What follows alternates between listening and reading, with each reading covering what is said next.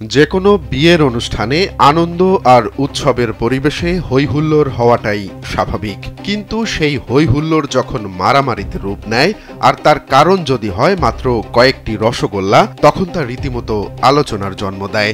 সাম্প্রতিক সময়ে এমনই এক অভাবনীয় কাণ্ড ঘটেছে এক বিয়ের অনুষ্ঠানে। জানা যায়, বিয়ে উপলক্ষে সাজানো হোটেলে তখন চলছিল ভুরি ভোজের আয়োজন, কিন্তু মিষ্টি মুখের সময়ই গোল বাঁধে।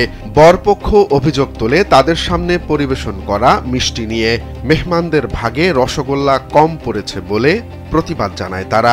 শুরু হচ্ছে দেশের সর্ববৃহৎ প্রযুক্তি মেলা সিটিআইটি মেগা ফেয়ার 2025। চলে আসুন 8 থেকে 13 ডিসেম্বর আইডিবি ভবন, ঢাকা।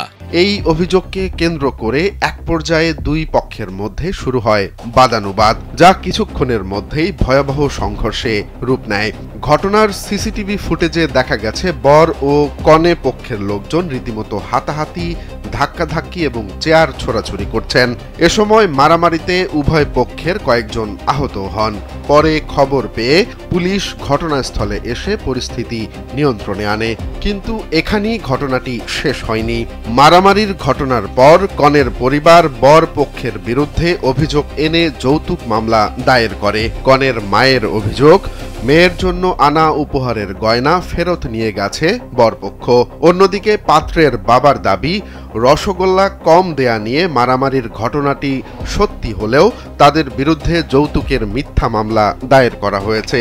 এই চাঞ্চল্যকর ঘটনাটি ঘটেছে ভারতের বিহারের বুদ্ধগয়া এলাকায়।